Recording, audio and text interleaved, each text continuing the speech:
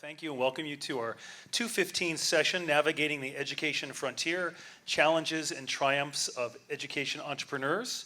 My name is Mike Donnelly. I'm a Vice President with the Yes Every Kid Foundation, and I'm joined today by two of my co-lawyers, Lynn Swanson and Tiffany Coleman, and an education entrepreneur, Tiffany Blassingame, and all of you are education entrepreneurs of some kind or other, and so we are so eager to hear your questions, and we want to have a dialogue here, so I'm just going to not say anything more and hand it over to Tiffany Blassingame, who runs the Ferguson School, which I have visited.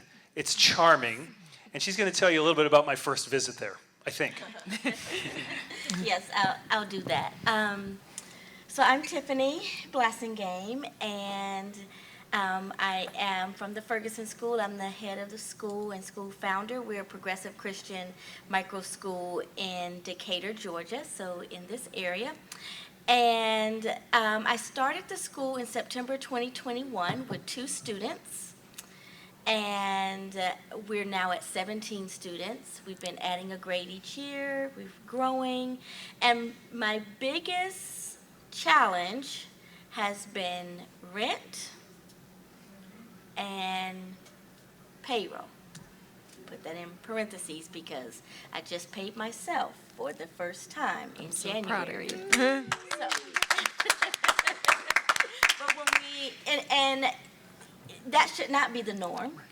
And fast forward, after we started, there was a group that came by, and Mike was a part of that group, and they were just asking questions just about the overall business of the school and like seeing the business and the operations, like happening with kids there and with teachers there. And someone asked how much we paid in rent. We are located inside of a church, a beautiful church with lots of space, and there's a full-size gym and a playground and a big baseball field, and everything's included, the Wi-Fi, the utilities, all of that, all right? It's a great facility. But when I gave him Mike asked the question, but I gave the number to everyone that was standing there. And I don't think he knew the look on his face, but it was a look of, what? Like, you're paying what? But he didn't say that. And so I thought, I might be, no wonder this might be so hard, is because this is difficult. But I started rationalizing it, right? Like, the church is zoned the way I need it to be zoned. It has all the things I just described for the facility. They pretty much told me what I could and could not do, which later I found out that maybe from Yes Every Kid, I could work on some of those things, but I'm sure they'll get into that later. But it prompted me to try to find out what could I be doing in a different way to make this work more sustainable. And if it wasn't for the look on Mike's face, and also he came back and said it again. It's hard. But like 5 minutes later, he asked the question again, or he made a comment, and I was like, okay, I really need to check this out. But it gave me the confidence to go back and renegotiate some lease amendments and finding out more about how we can support other schools. We happen to have 4 micro schools all on the same floor now, so it's a unique situation, but it helped me to also give them information about the Learning Pod Act Protection in Georgia, things that we had no idea that we could use to negotiate with the church for that, for the amount that we were paying for rent, which then in turn went back to really supporting our livelihoods as educators to make sure that we can be well enough to serve the students. I mean, if you're not there, that's what were you thinking when you were listening to the last presentation about 100%, right? How do you feel about that? Because that was not what you were doing, and I guess I just, and there are different models, right? Because I wanted to ask you, Tiffany, why did you start the Ferguson School? Because you told that story a little bit there, and, it was like pulling on my heartstrings. And then I'm like, you're having to pay how much? And you haven't paid yourself in how many years? Can you tell us a little bit about that? Yeah, so I started the Ferguson School. So the name Ferguson comes from my maternal line, and my mother was an educator, my grandmother, my great grandmother, and so that's the name Ferguson. And I have a teenage son. I'm a divorced single parent, and I would move from place to place in Metro Atlanta each time he needed to be in a certain space, right? So I just sold our house and I would just go where we needed to be, and I realized that. One, that was when I look back on it, like, why didn't I just homeschool y'all? I don't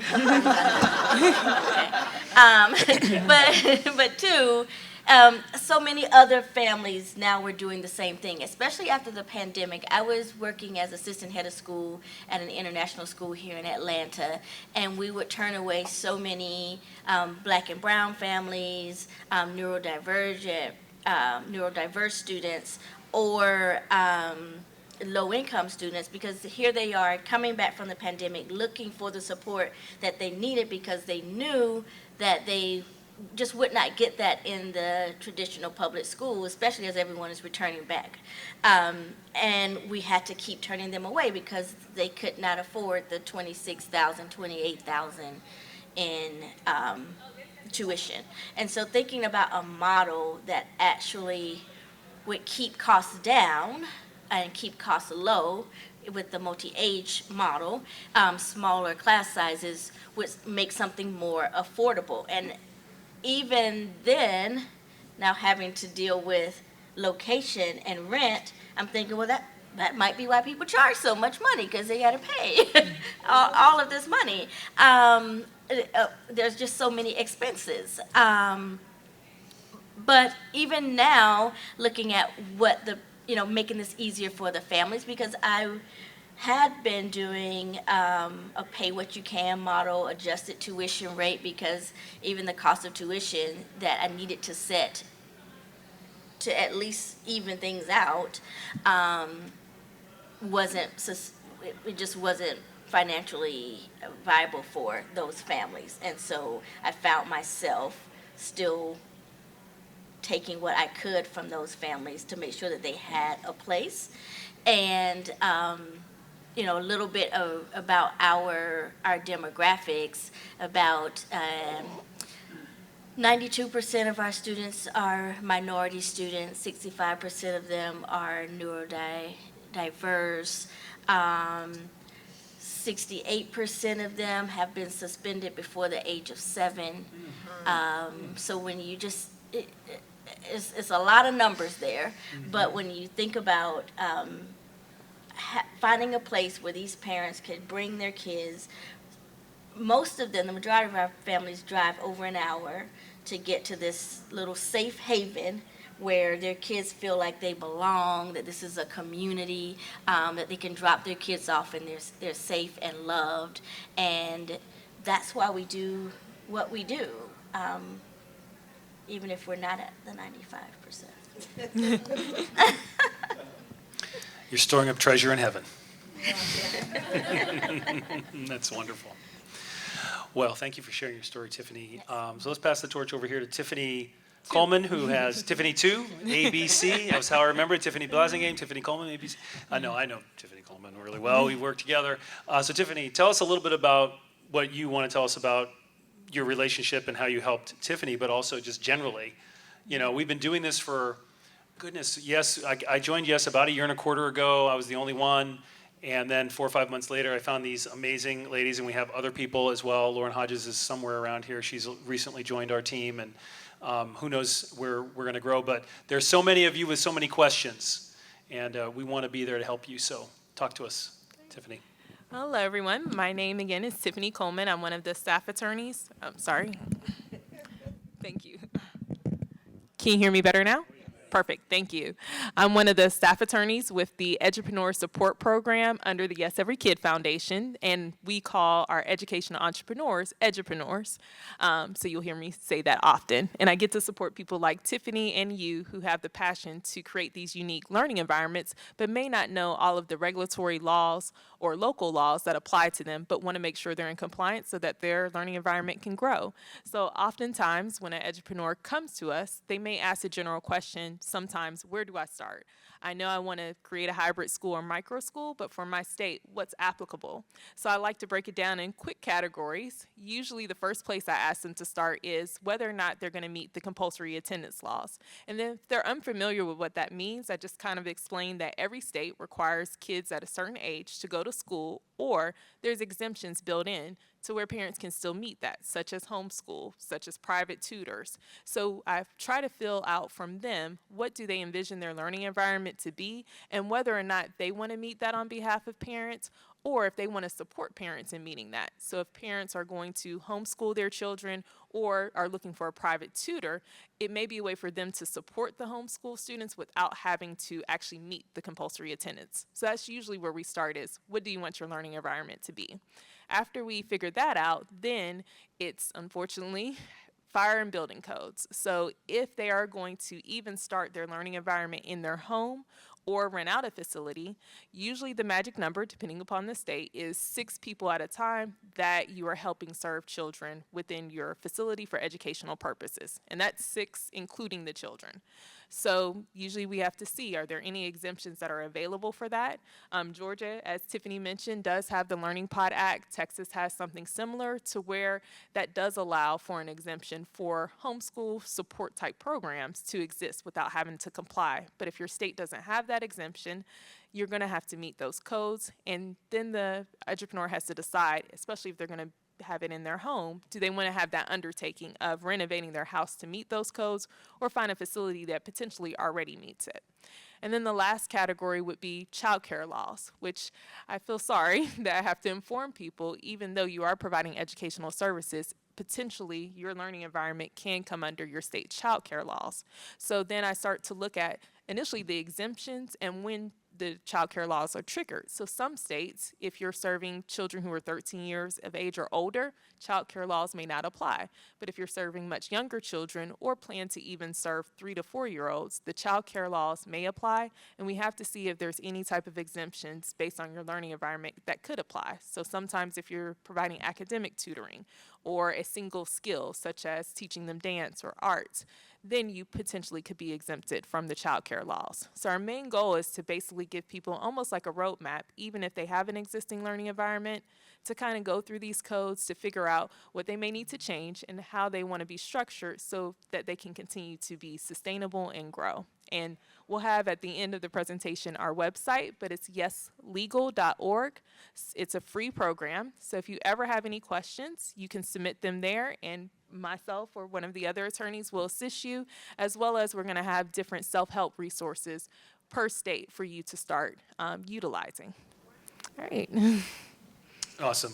Yeah, we're excited. We love what you're doing. We want to support you, and we're trying to build things that are helpful as quickly as we can. And so hearing from you, like if you hit our website and you come, we want feedback, like, oh, this took too long, or why are you doing it this way, or this was really great. All the feedback that you have to give, we want to hear it because we want to make things as easy as possible for you. So I'm excited now to introduce Lynn, who is going to talk about a cool project that we did. And then we're going to open it up. So start thinking about your hard questions, your challenging questions, your easy questions, whatever questions you have. And of course, you know, we'll engage with your question, but at the end of the day, we also want to make sure that we spend the time with you to understand your vision, because as Tiffany said at the beginning, a lot of this is driven by your vision. What is your vision? Everybody has a different vision, and so how to conform, like we'd rather not have to, well, we can't do anything to the laws. Like you kind of have to conform to the laws if you want to. Like you can say, I'm not doing that, and I'm just going to hide or stay off the radar or whatever, and we'll explain to you what the risks of that could be if you do that. That's your choice. It's your decision as a business person to do that. But you know, finding that pathway through whatever regulations may apply, as Tiffany was talking about, that's kind of what we do, and to help you feel more confident in making decisions to build or grow or start your learning environment. But Lynn, tell us about this Edupreneur Index. Yeah, so I believe, Mike, you were challenged to design something of this nature. And so Mike, myself, and Michael McShane at EdChoice, we put our heads together and we wanted to come up with some sort of way of in recognition of all the difficulties that entrepreneurs face, of distinguishing which states, because every state is different, which states might have a more open environment and which states are more closed, with the objective of hopefully encouraging states to re-examine where they are based upon our findings. So we came up for the idea of this report, and we basically wanted to look at what are the barriers in each state and how do they affect how edupreneurs can operate. And before I get too far, because I don't want to forget, I'm going to try to buzz through this so we have time for questions, but the report is available on our website, Yes Every Kid Foundation, and so go and look for it if you want to see the full report. So what we did is we tried to design an index that measured the experience of edupreneurs, and in order to do so, we imagined an environment. So we came up with the concept of a small, non-religious educational setting with unrelated school-age learners participating in educational activities for at least a portion of the week. So it could be full-time, but it didn't have to be full-time. And we chose a non-religious setting because often states do have larger exemptions for religious organizations. So we wanted to take that out of it.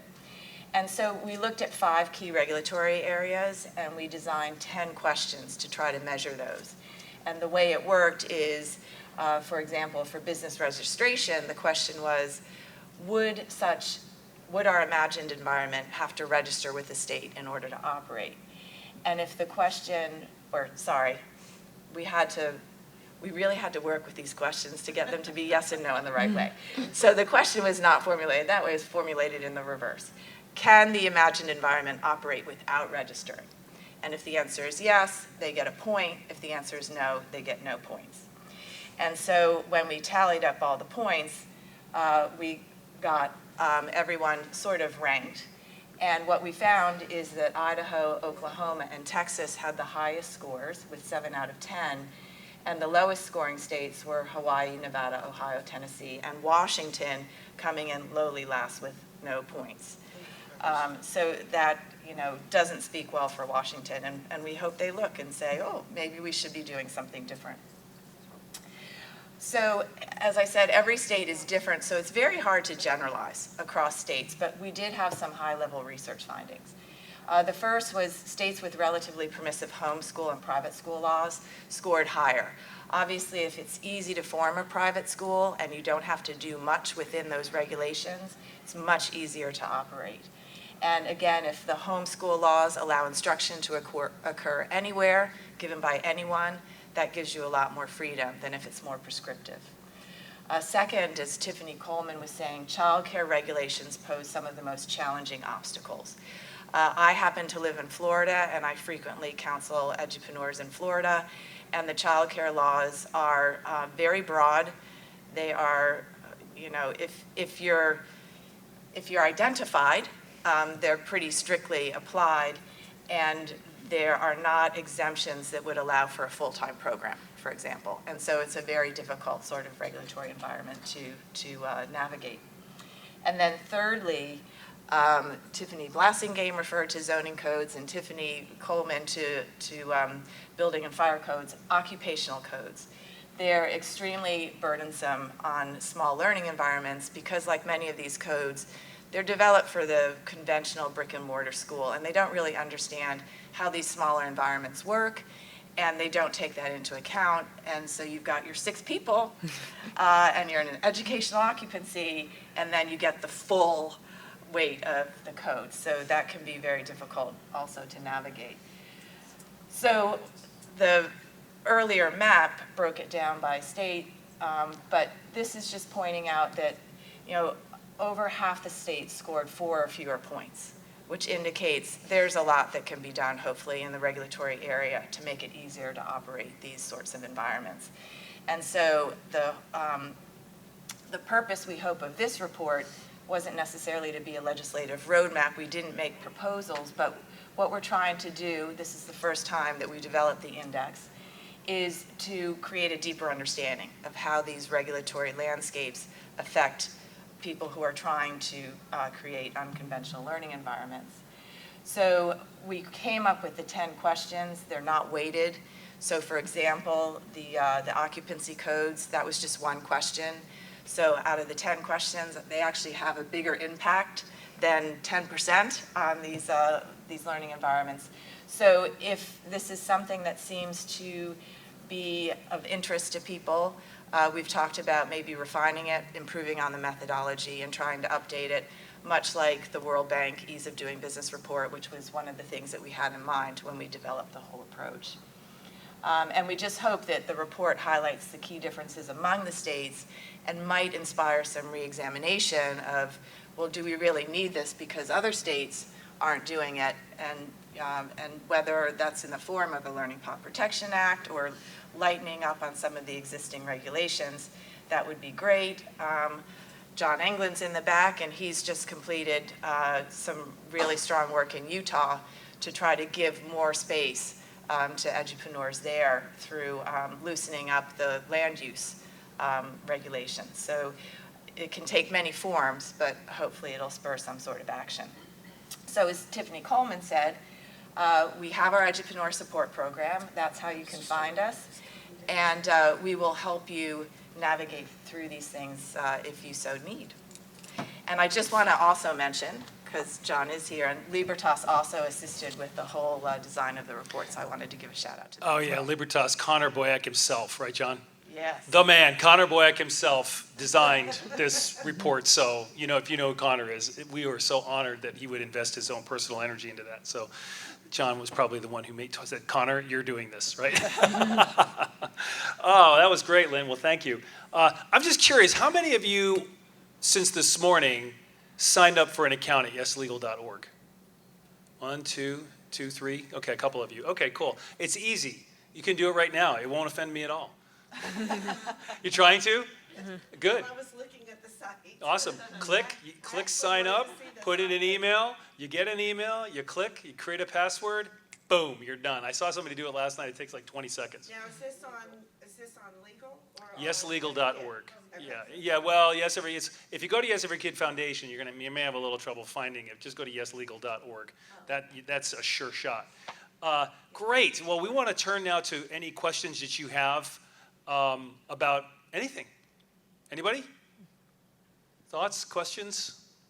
I was curious Yes, ma'am. a little bit about when you said that the Georgia Learning Pod Protection Act had some impact on the amount of rent you paid at the church. What was the relationship between that? So just so everybody can hear, because I'm not sure everybody in the back can hear, she's asking about the relationship between the Learning Pod Protection Act in Georgia and the rent in the church. To Tiffany Blessingame.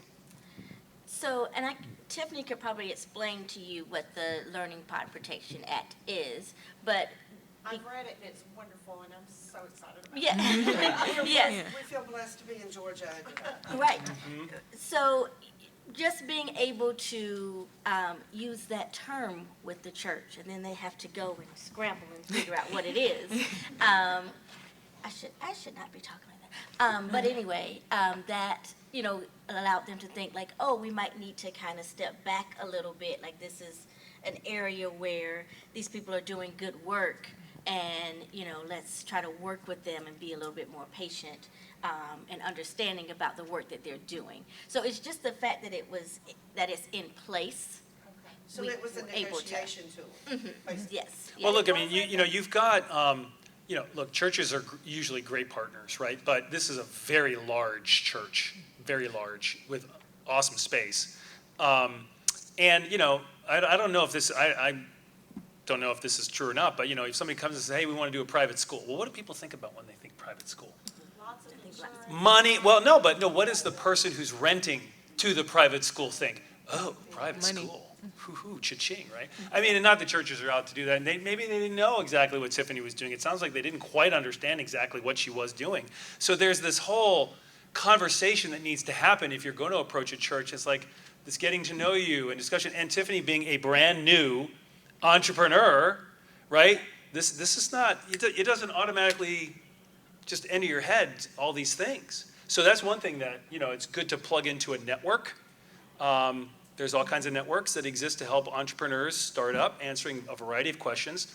We help entrepreneurs with some startup questions, like legal and regulatory related ones, like, hey, why should I be a for-profit? Why should I be a nonprofit? Should I be a corporation? Should I not be a corporation? What is a 501c3? Do I need a 501c3? These are some of the questions that we can help provide resources and some thinking around. But that's not. I mean, we're lawyers. We chew that stuff up. But people who haven't been to law school and practiced law for 10 or 15 years, it's hard to figure that out. Plus, forget about it. You got to figure out your pedagogical model. Finding families. All those different things. So there's a lot on you guys. And so one of the things we want to try and take off of you is some of that regulatory legal stuff. Anyway, Tiffany, what do you think? And I would say what we talked about is potentially if she needed to find a new location based on the rent being so high, the Learning Pod Protection Act would allow, as the primary educator, for you to set up remote locations. And then those remote locations would then be covered where you wouldn't have to be in compliance with the building, fire codes, zoning, and childcare. So how I've described it to another online private school out in Florida, they have students here. If they set up a headquarters to do their administration work, then all of the other locations that they meet at, that will fall under the Learning Pod Protection Act. And that kind of reduces the amount that they're paying because they don't have a set brick and mortar place. They could have maybe a virtual office for their administration, and then these remote locations, potentially libraries, other places, or even a virtual office where they use the conference room space.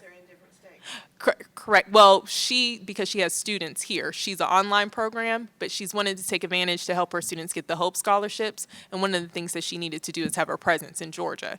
But so we basically worked out, instead of creating a big brick and mortar place for that, since they're mostly online, just get a virtual headquarters, have your administration based here, then your remote locations, when you decide to meet in person, would be covered under the Learning Pod Protection Act. So it's just some of the things that, if that does exist in a state or there are certain exemptions, we kind of help you work through what might be helpful in terms of your business model to kind of save on the liability side.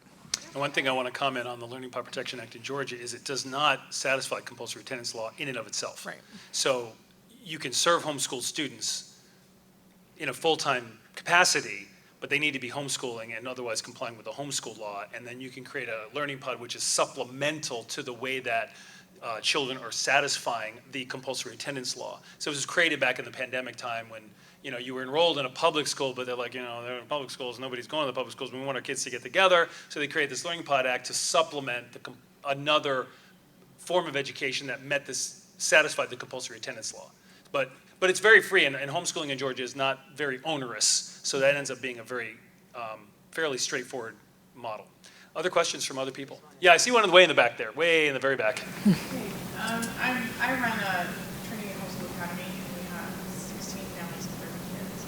And I'm just curious, because we're in the process now of rediscussing our rent for the next year. So this sounds silly, so I could come to you, and you could maybe, I saw you guys last year, and I could come to you and maybe give me some advice.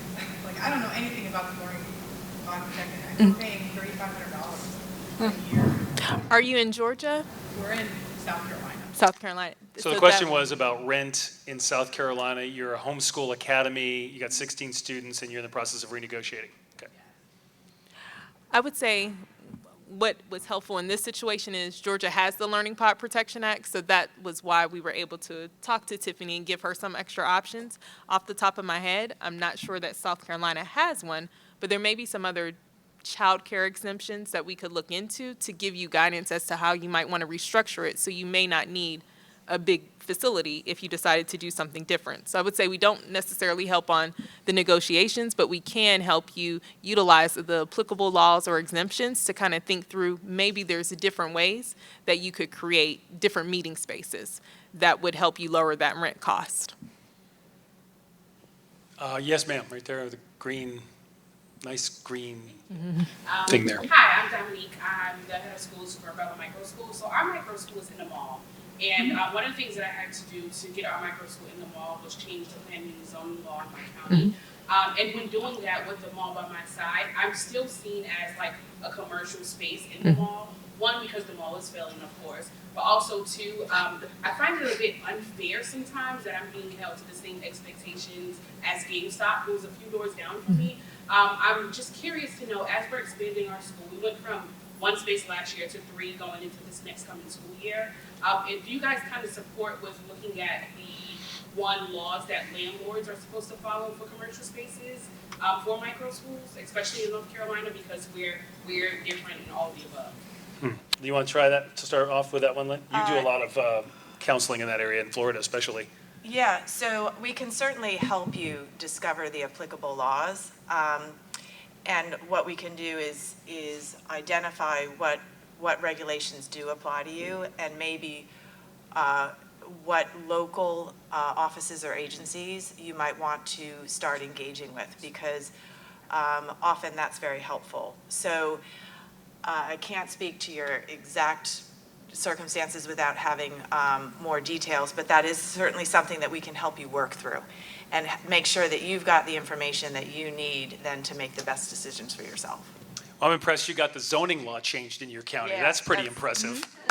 I mean, whoa, go micro school, entrepreneur, education, entrepreneurs. I mean, you're not the first person who I've heard who's done that, by the way. I've heard 2 other people who've said they went and got zoning changes to their thing. So that's the thing.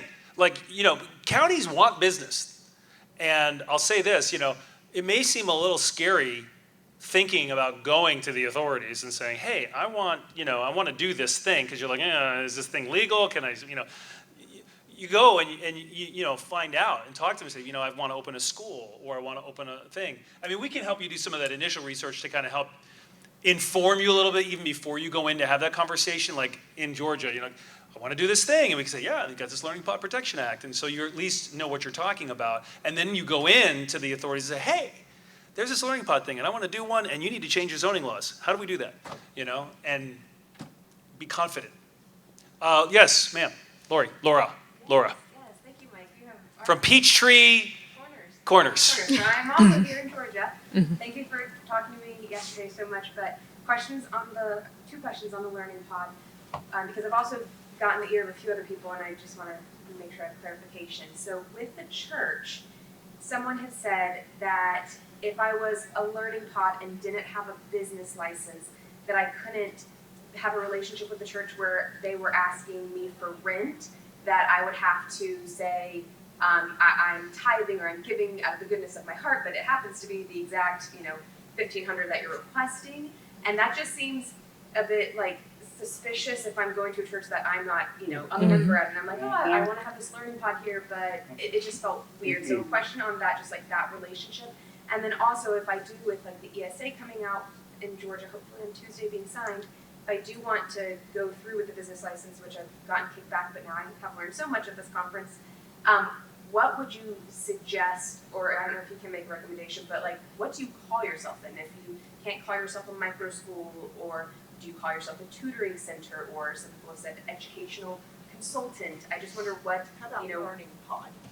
So you're asking some very specific questions about your very specific situation, and while Tiffany is thinking about whether she wants to answer that question since she's a Georgia lawyer, one thing that you can all do is you can go to yeslegal.org, you can submit those kinds of questions, and again, because as lawyers, we want to know more usually before we actually give you some advice, and it's not actually advice that we're giving you technically, it's not legal advice. We're not going to represent you as clients. What we're doing is presenting you with information and then helping you understand it so you can make the decision yourself. But I mean, you're smart people.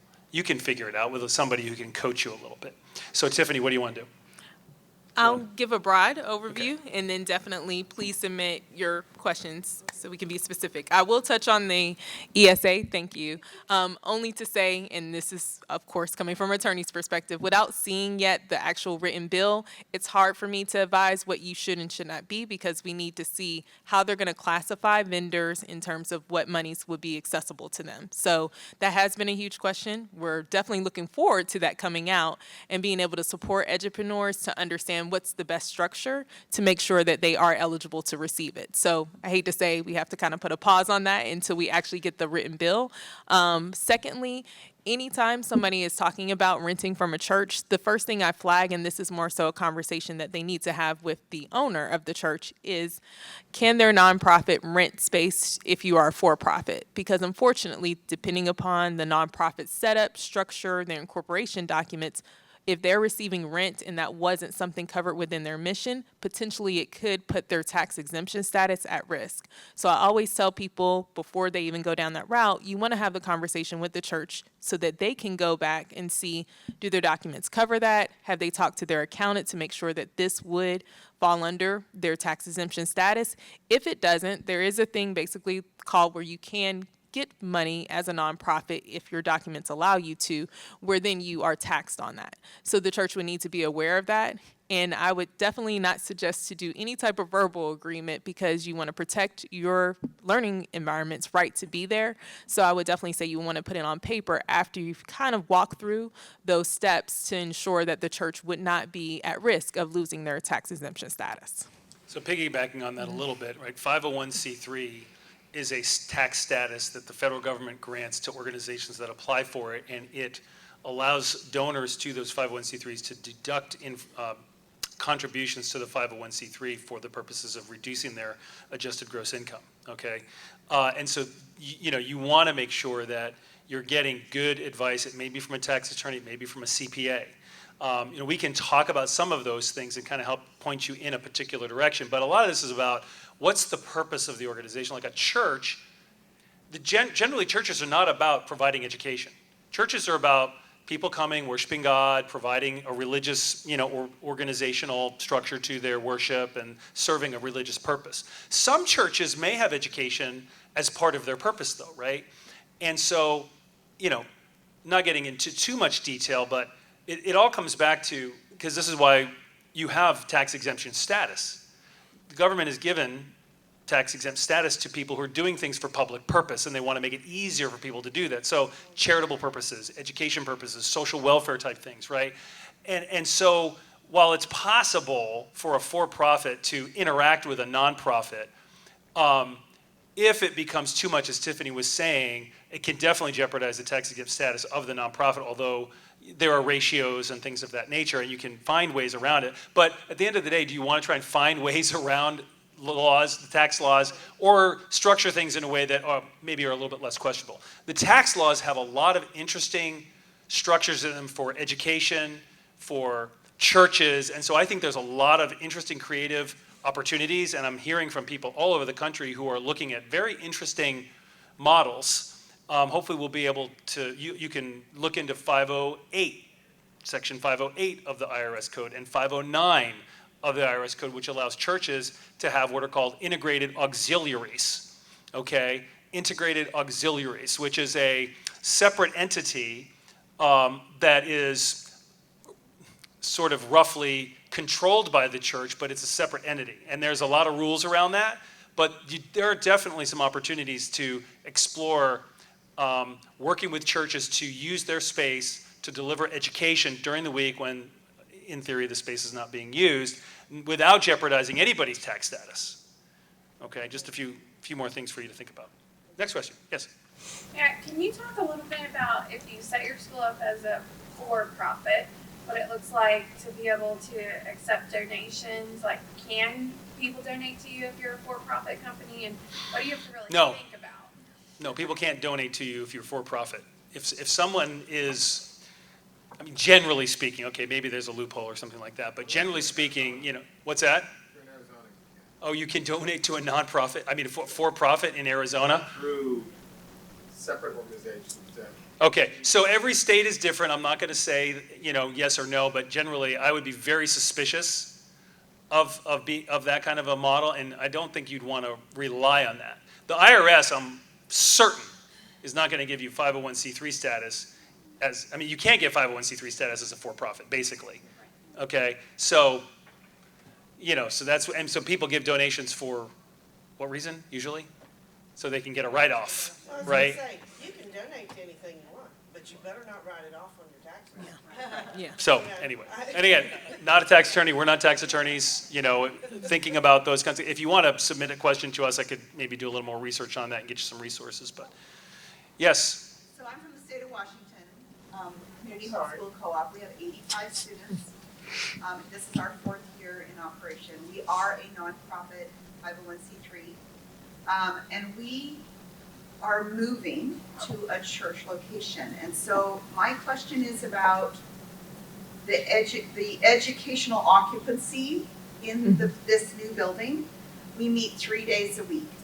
And also then, what does that do to the church's tax situation? I don't know what you would even call it, but the church leases, but they have kind of a different structure in their lease agreements because they do partnerships.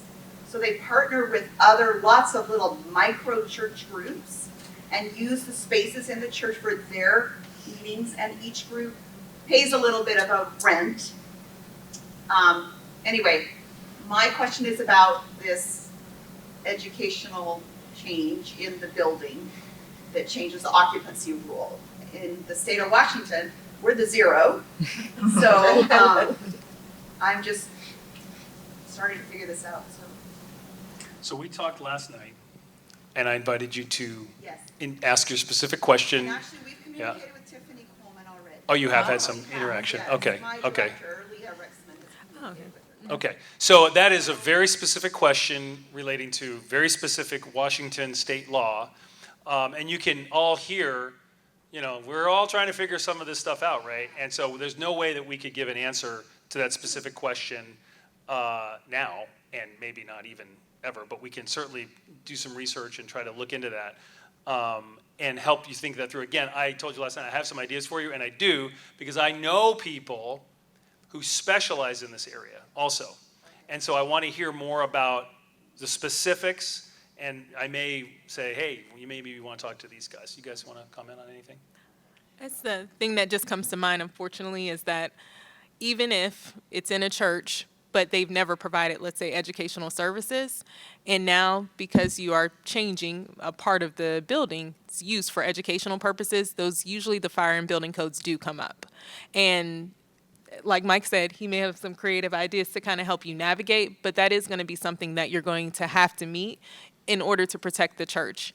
And I will say, again, we need to know more specifics, but it does help when a nonprofit is working with another nonprofit, as opposed to a church that's a nonprofit renting space from them as a for-profit. That's when you really run into those other issues that we spoke about. So I think that, of course, not knowing the specifics, you're in a better position in that situation when it's two nonprofits working together.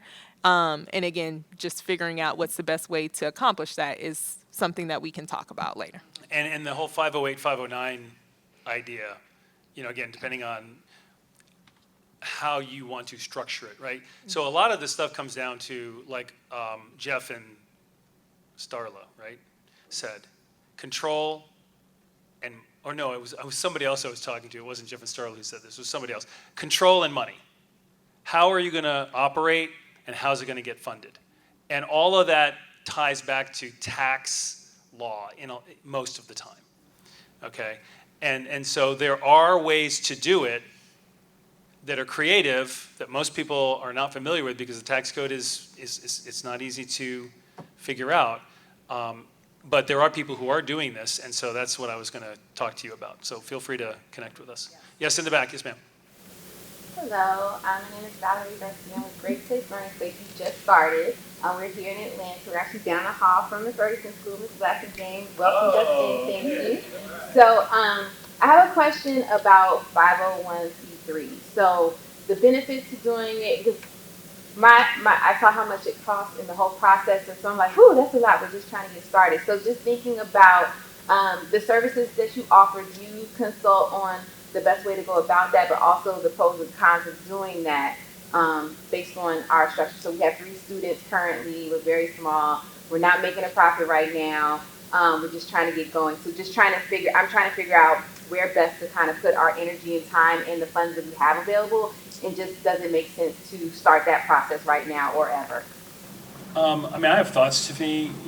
Georgia, maybe she should just submit a question and Yeah, and get I some would say, specific help. just like Mike Yeah. said, we're going to be able to give you general information, but when it does come to the specifics, if you decide you want to pull the trigger, we do have a resource that we are referring people to set up a nonprofit, but it's really going to be just, these are the pros and cons. And definitely once we get your information specifically, I can say, depending upon what direction you're going, maybe 2 years down the line, it makes more sense than now.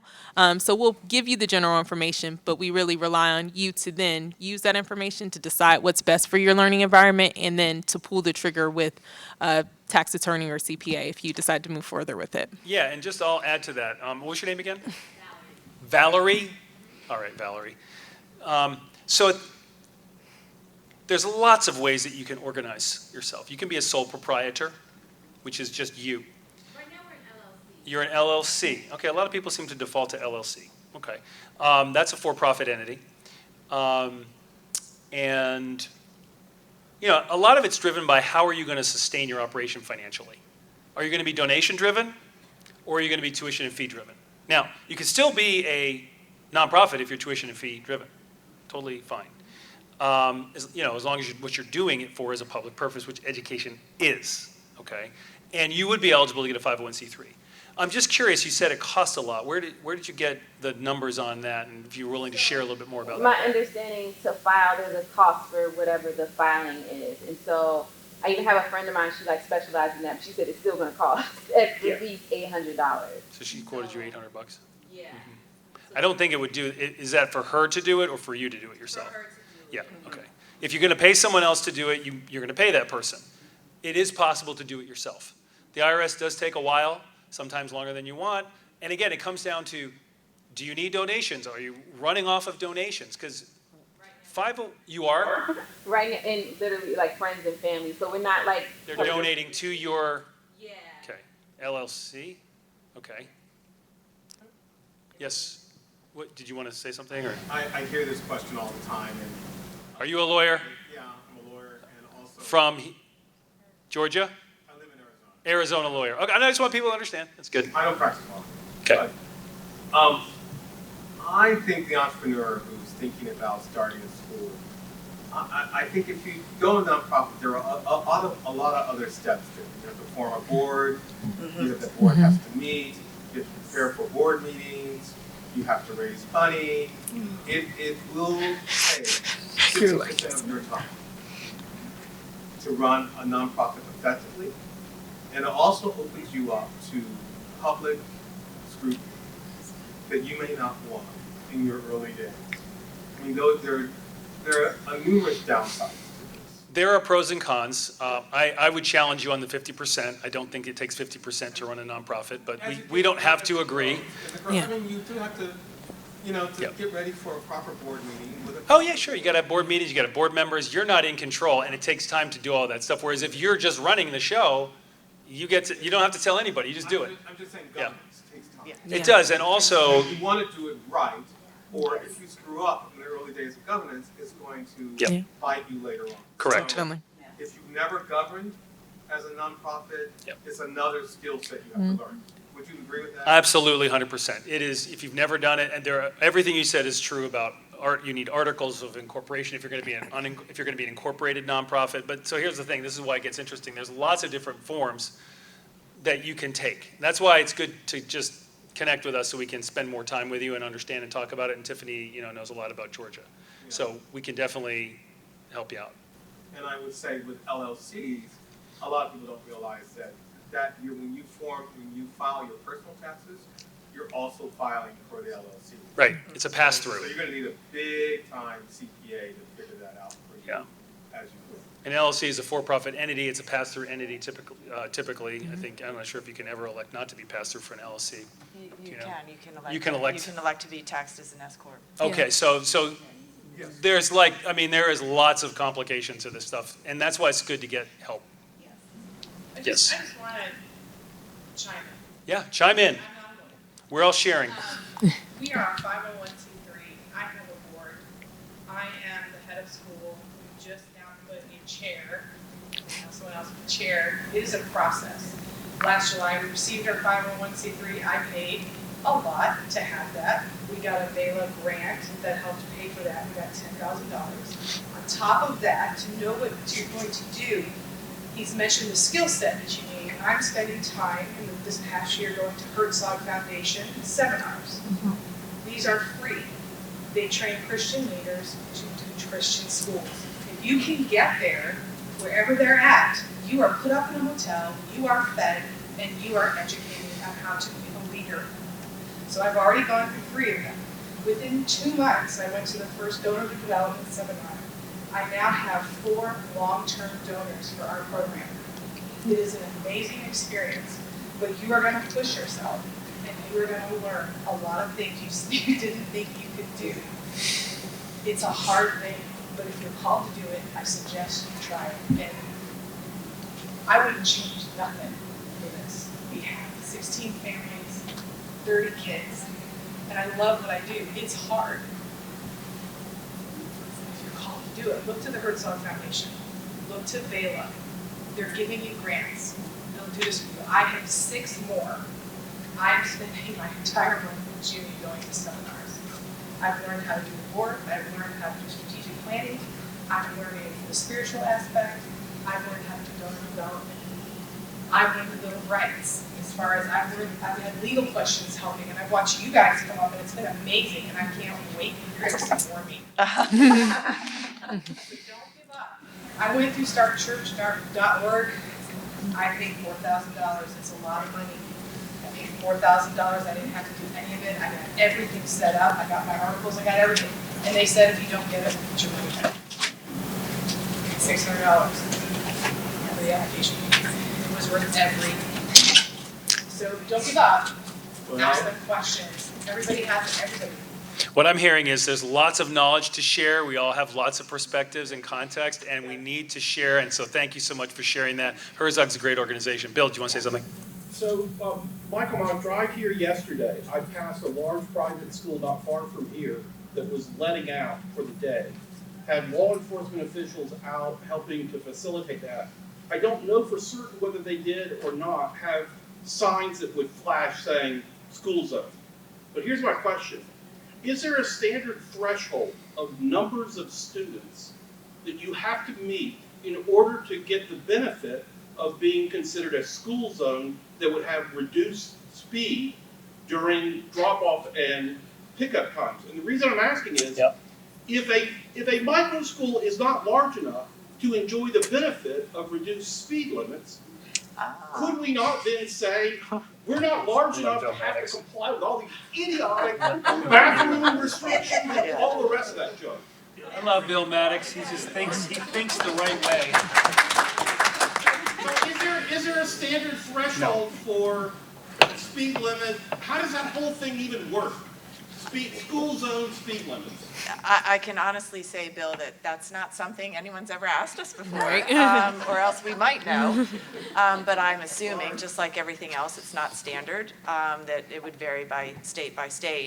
But you're right, there's lots of irregularities like that, and it's really, I mean, my view is that people just don't understand the space well enough. And so when they're thinking about applying these regulations, they don't understand what they're applying it to. And you know, so recently, by way of example, there is a bill that was passed in Florida which gives some zoning relief to private schools. It takes effect July 1.